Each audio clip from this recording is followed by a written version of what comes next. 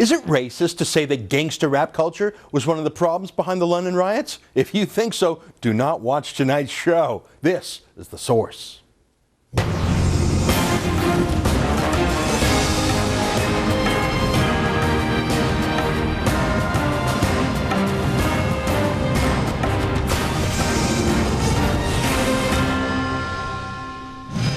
What was the cause of the riots in the United Kingdom? Riots that saw the country lit ablaze, hundreds of shops looted, and even people killed.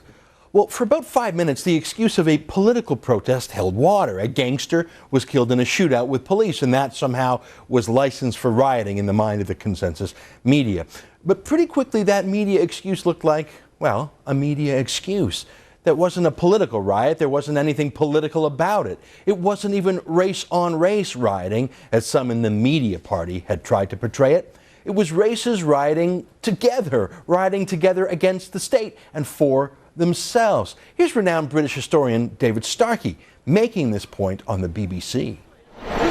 The two things about these riots. The first is, in one sense, they're completely superficial. Somebody brilliantly put it there, it's shopping with violence. It's merely... Yes, shopping with violence. I thought that was exactly right. And take a look at this. This is a picture of the front page of the Sun of London, which shows the rioters are from every background, every race. Look, people just sensed a moment of lawlessness and impunity. So they went to grab free phones and flat screen TVs. It was the same madness that gripped the mob in Vancouver after the Stanley Cup riot. Except for that madness wasn't in Vancouver was just for the moment, but the madness and lawlessness in the UK lasted a whole week. It wasn't just hot-blooded like in Vancouver. It was thoughtful. It may have started spontaneously, but it became a planned project. But Starkey's first point is just an observation. It's not really an explanation. How did thousands of people in the land of the Magna Carta, the land of liberty and law, simply decide to become petty little gangsters? Well, here's what Starkey says. He refers to a speech made in 1968 by a British politician named Enoch Powell, who had warned about unlimited immigration to the UK, and he used the phrase rivers of blood. Now, Starkey says the violence predicted by Powell 40-odd years ago has come true, but it wasn't race versus race. It was various races acting together. Take a look at Starkey here. But it wasn't intercommunal violence. This is where he was completely wrong.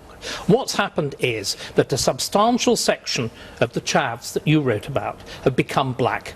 The whites have become black. A particular sort of violent, destructive, nihilistic gangster culture has become the fashion. And black and white, boy and girl, operate in this language together. This language which is wholly false, which is a Jamaican patois that's been intruded in England. And this is why so many of us have this sense of literally a foreign country. Uh-oh. Hundreds of people immediately filed censorship complaints against Starkey and the BBC, and he was widely condemned as a racist. Now, maybe Starkey could have been more careful. He says that whites had become black, and then he immediately became more precise, meaning that they had accepted a particular segment of black culture, namely gangster rap. I think his meaning was perfectly clear, though, to anyone who has listened to rap music with its glorification of violence and material excess, and who has seen the glamorization of that lifestyle move from black ghettos into the cultural mainstream. As Michael Corrin told us on our show last week, neighborhoods in the UK aren't as racially segregated as they are in America anyway, so this gangster chic has become the fashion of white youngsters as much as black youngsters. And Starkey makes that point crystal clear. Take a look at this final comment from him. What's happened is black culture. This is the enormously important thing. It's not skin color, it's cultural. Listen. I mean, what grown men wear hoodies in public? You know what I'm talking about? Or wear their underwear up high and their pants down low? Why do people who went to school in the land of Shakespeare try hard to talk like American rappers? Those aren't crimes, of course, maybe fashion crimes, but far more serious is the set of values that has been swallowed along with the cultural affectations of fashion and diction. I mean, calling women hoes and bitches is a crude misogyny with an undercurrent of a threat of violence, and glamorizing fighting, shooting, and even dying in gangland warfare, holding up excessively conspicuous consumption as the highest form of achievement, that the whole point of wealth is to squander it on bling and champagne. I mean, for some folks it's a joke. I mean, take Sacha Baron Cohen, a white, Jewish, university-educated comedian famous for films like Borat and Bruno. Well, his first big comic character was called Ali G, where he was a 20-something white kid trying so hard to be black in his style. Look at this little montage of Ali G, in case you don't know what I'm talking about.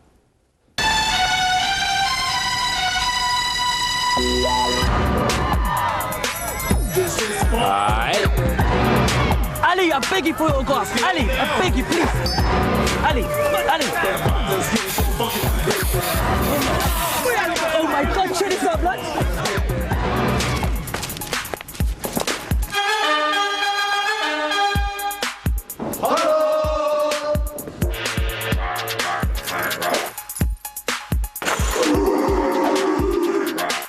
Me one get jiggy now.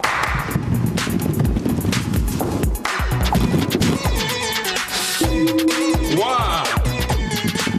Idiot! Yo, check it. I is here with none other than my main man, Andy Rooney. Total respect. And today we is chatting about the media. The media is well important, isn't it? It is important. If a democracy is important, people have to know what's going on in the world. That's why the media is important. Does you think the media has changed since you first got in it? Does you think the media has changed? Do you think the media has changed? Whatever. Does... No, it's English. The English language would say, do you think the media has changed? Not, does you think the media has changed? Or, can't do this. Can't do this. Yeah. Why not? This is not going. Is it because I was black? I can't waste my time. Is it because I was black? You're black? For real? Huh? Who's black? Your eyes. No, I don't want to do this anymore. I don't. Why not? I don't have time. Sorry. You've been rude to me from the first moment. Right. I'm sorry. Sorry. Yeah, I gotta tell you, I think Ali G's hilarious. It's a laugh riot. I mean, his sexism and criminality and his goofy pretending to be black is so over the top. It's hilarious.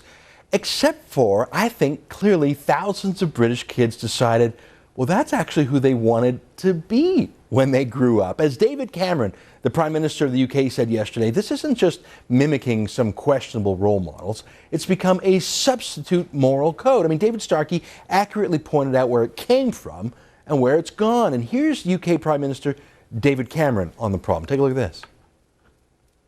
Schools without discipline, reward without effort, crime without punishment, rights without responsibilities, communities without control. Some of the worst aspects of human nature tolerated, indulged, sometimes even incentivized by a state and its agencies that in parts have become literally demoralized.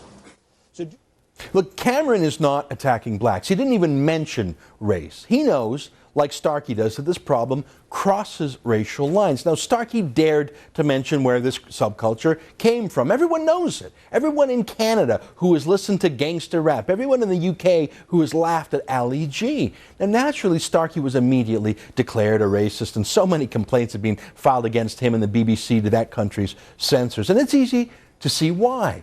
Because Starkey is saying that some things are better than other things. Some cultures are better than other cultures. Some ways of treating women are better than other ways. Some ways of respecting police and the law and private property are better than others. The Ali G gangster rap way may be entertainment. In fact, its naughtiness is likely a big reason for its entertainment appeal. But when thousands of British thugs decide it's not a fantasy anymore, it's not escapism, it's not a joke anymore, but rather a code for living, that's the time to blow the whistle.